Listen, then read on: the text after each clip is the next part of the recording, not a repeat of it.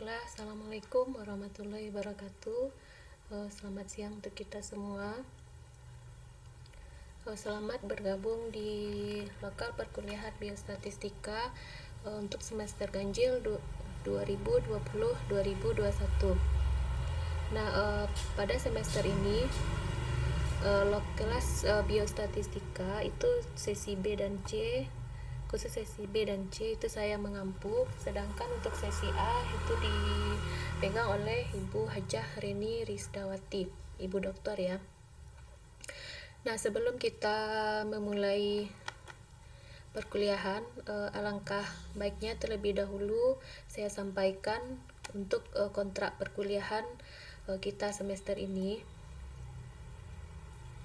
Mungkin kalau untuk perkenalan dengan dosennya, untuk nama, dan saudara semua sudah tahu ya, karena di portalnya juga mungkin sudah di portal dan di jadwalnya sudah ditampilkan di sana. Untuk perkenalan tatap mukanya untuk sementara kita di dunia maya dulu. Nah, karena keadaan yang tidak memungkinkan kita untuk langsung bertemu tatap muka di kelas ya. Nah, baiklah, untuk kontrak perkuliahan yang harus kita ketahui yang pertama yaitu manfaat dari perkuliahan biostatistika. Nah, diharapkan setelah proses perkuliahan berlangsung, mahasiswa dapat memahami yang pertama bagaimana cara mengumpulkan data, yang kedua cara mentabulasi data. Mentabulasi data ini memasukkan data atau menyusun data ke dalam tabel, diagram, dan sebagainya. Kemudian bagaimana cara mengolah dan menganalisis data. Kemudian menginterpretasikan data serta mengambil kesimpulan dari data yang sudah diperoleh. Mungkin saja itu dari data survei atau dari data penelitian nantinya. Kemudian standar kompetensi. Nah, setelah perkuliahan biostatistika ini nantinya diharapkan saudara bisa terampil dalam mengumpulkan data serta mentabulasikan data. Kemudian juga diharapkan terampil dalam mengorganisasikan, menganalisis, menginterpretasi serta mengambil kesimpulan dari data hasil penelitian. Nah, kemudian metode perkuliahan sama dengan mata kuliah lainnya. Untuk semester ini kita dituntut perkuliahan dengan metode daring, itu menggunakan di dalam jaringan. Nah, untuk di STKIP menggunakan platformnya itu e-learning ya. Nanti kita juga akan selingi dengan menggunakan aplikasi Google Classroom. Nah, Classroom. Kemudian saudara juga diharapkan membuat grup WhatsApp khusus untuk mata kuliah biostatistika. Kemudian kontrak perkuliahan lengkapnya bisa nanti saudara download di link ini. Nah, di link ini bisa saudara download. Di sana sudah saya tampilkan kontrak perkuliahan secara menyeluruh, bagaimana juga dengan penilaian kita nantinya. Nah, sedikit penilaian. Nah, penilaian secara umum itu ada 3 aspek. Ada sikap dan tata nilai. Kemudian keterampilan ini dibagi 2, ada keterampilan umum dan keterampilan khusus. Kemudian ada pengetahuan. Pengetahuan ini ada UTS, kemudian ada UAS, dan dari nilai kuis serta latihan. Nah, kemudian nanti untuk absen saudara juga akan mengisi secara online ya. Di e-learning juga sudah tersedia formnya. Kemudian nanti saya juga kirimkan linknya, link absen ke grup WhatsApp kita. Nah, jadi silakan saudara isi di sana. Dan tolong diisi sesuai dengan jadwal perkuliahan. Soalnya nanti kalau di luar jadwal perkuliahan maka absen otomatis akan tertutup sendiri. Jadi saudara dianggap tidak hadir. Nah, mungkin untuk kontrak cukup sekian untuk lebih rincinya tolong saudara download pada link yang saya berikan tadi.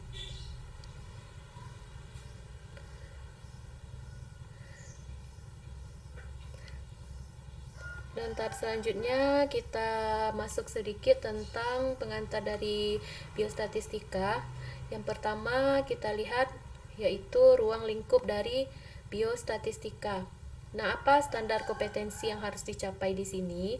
Yang pertama, saudara nanti harus bisa menjelaskan pengertian dari statistika dan ruang lingkup dari statistika. Kemudian pengertian dari biostatistika, apa yang membedakan statistika dengan biostatistika. Kemudian yang kedua, menjelaskan pengertian data dan jenis-jenisnya. Kemudian yang ketiga, menjelaskan pengertian populasi, contoh atau sampel, kemudian parameter dan statistik. Yang pertama kita lihat dulu definisi dari statistika.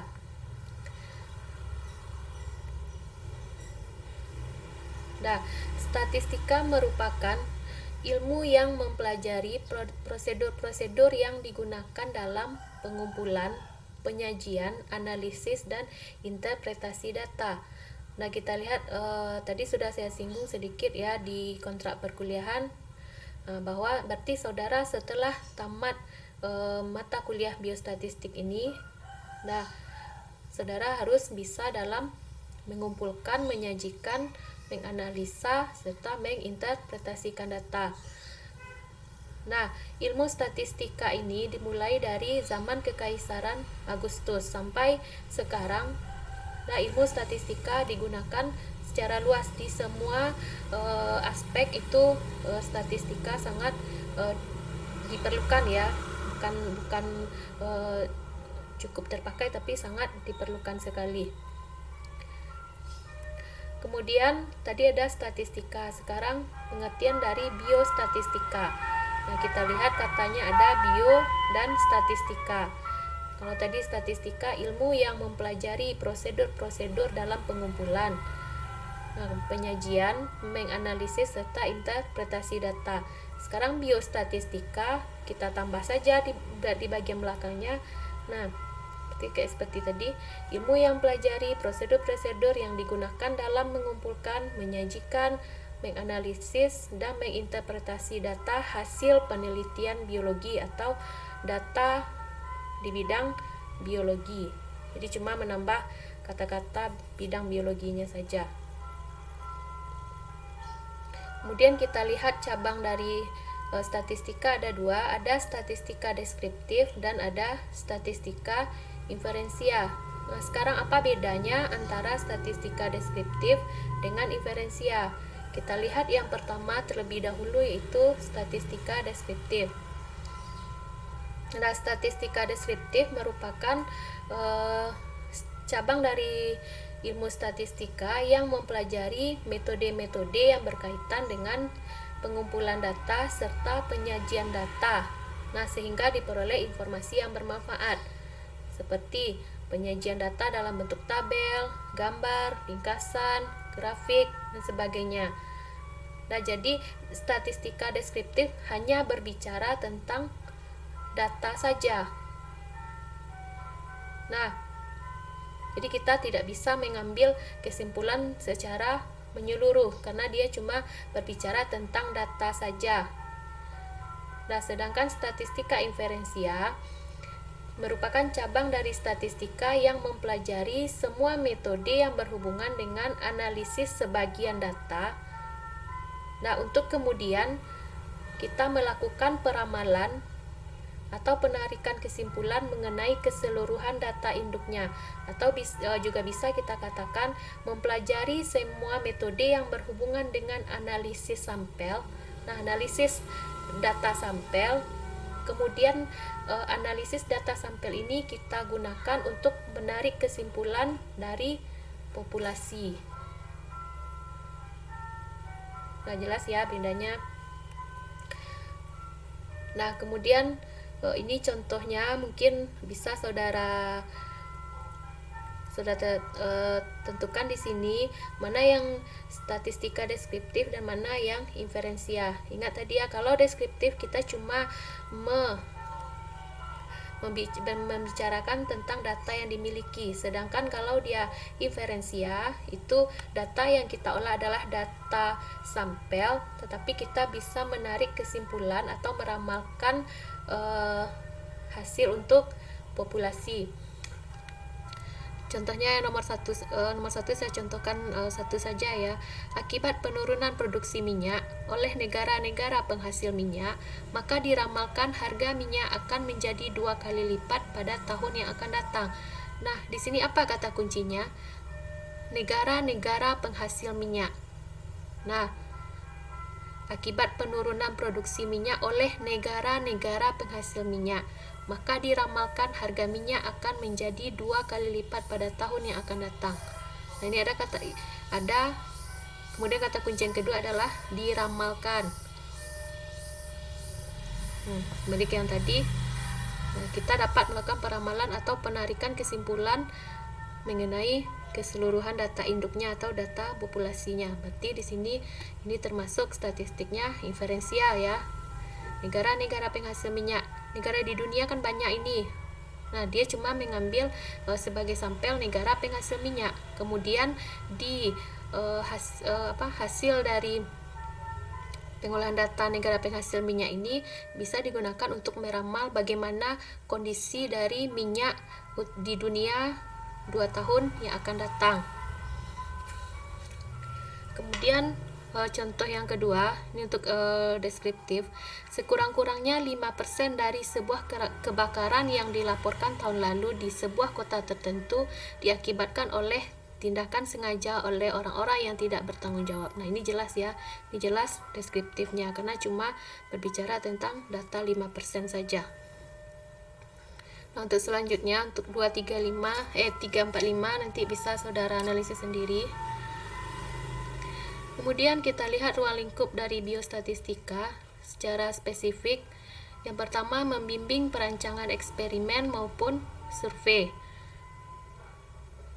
Yang kedua, menganalisis data. Yang ketiga, menyajikan dan menginterpretasi data hasil penelitian maupun hasil survei.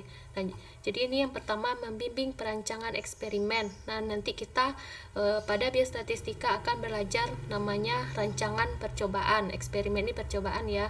Jadi dengan adanya ilmu biostatistika bisa membimbing saudara bagaimana merancang sebuah penelitian atau survei. Kemudian bagaimana cara menganalisis data, kemudian menyajikan serta menginterpretasikan data hasil penelitian atau data survei tadi. Nah, dari tadi saya berbicara tentang data. Nah, mungkin saudara sudah tahu arti atau definisi dari data ya. Data merupakan sekumpulan informasi.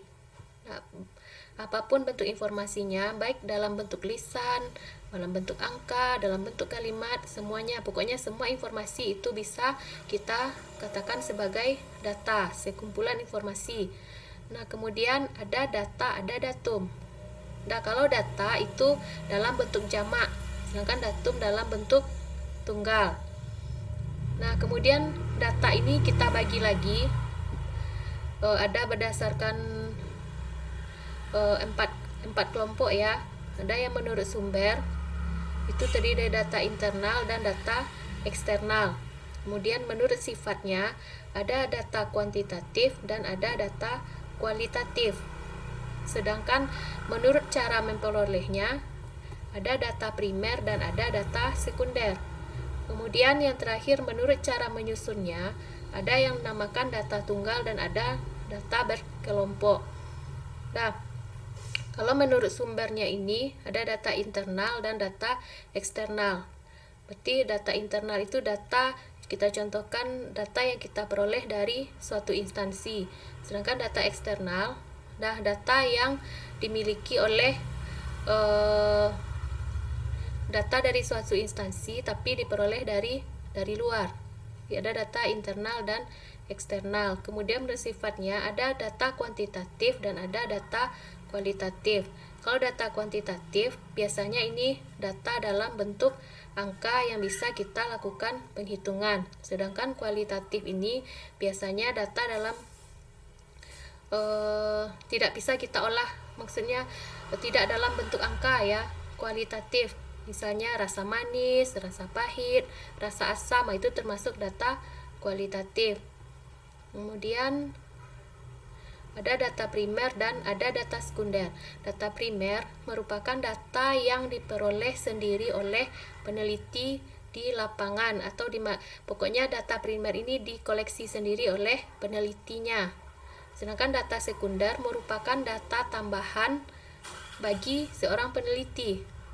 Dia bisa mendapatkan dari sumber lain. Misalnya seperti ini.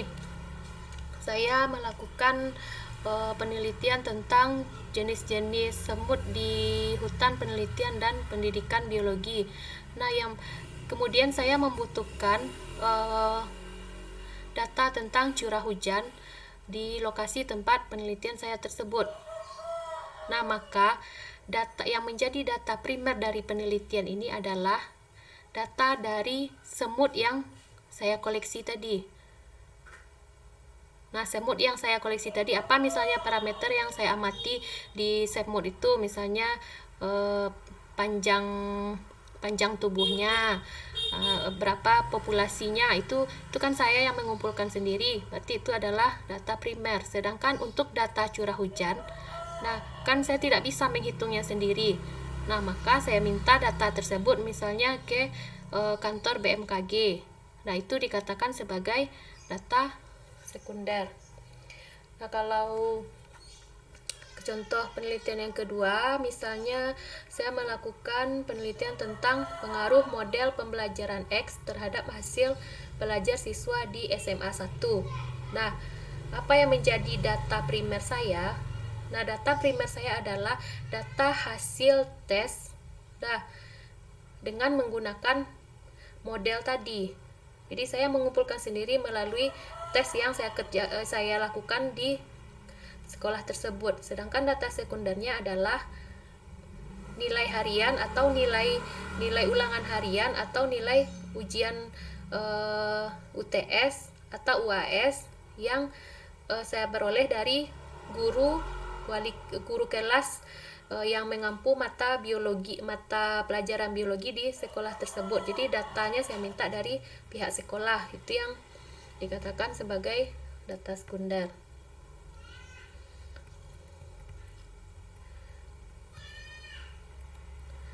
Mungkin untuk lebih jelasnya, saudara bisa menyimak lagi nanti atau membaca di bahan ajar yang sudah tersedia di e-learning ya. Kemudian data kuantitatif. Data kuantitatif tadi ada dua, ada data kontinu dan ada data diskrit. Data kontinu merupakan data yang nilainya terletak pada setiap titik pada baris bilangan.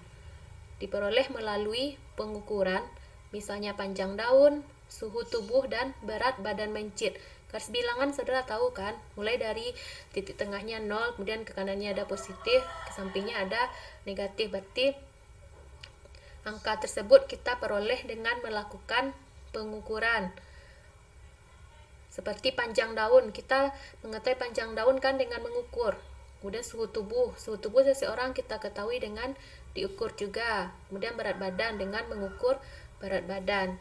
Sedangkan data diskrit, data yang nilainya hanya berupa bilangan bulat non negatif yang diperoleh dengan cara menghitung atau membilang. Nah, kalau tadi data kontinu, datanya bisa bilangan negatif dan positif, sedangkan data diskrit datanya hanya berupa bilangan bulat non negatif. Berarti yang min itu tidak ada pada data diskrit. Kemudian cara memperolehnya dengan menghitung. Misalnya jumlah anak, 2 anak, 3 anak, 4 anak, atau jumlah daun tadi. Atau dengan daun, jumlah daun, 1 helai, 2 helai, 3 helai, atau jumlah bakteri. Nah, beda dengan yang tadi ya. Misalnya dari satu objek saja, daun. Nah, yang mana yang dikatakan data kontinu pada daun? Data kontinu yang bisa kita ambil untuk objek daun adalah panjang daun. Nah, sedangkan untuk data diskritnya adalah jumlah daunnya. Paham ya? Sampai di sana. Selanjutnya yang terakhir itu tentang istilah populasi.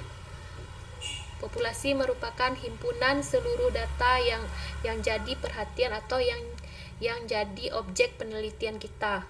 Berarti keseluruhan dari objek yang diteliti itu namanya populasi. Atau kalau kita bawakan ke himpunan pada matematika, yang dikatakan populasi itu adalah himpunan semestanya, himpunan semesta seperti ini ya. Nah, ini himpunan semesta. Nah, ini dalam ini semuanya populasi.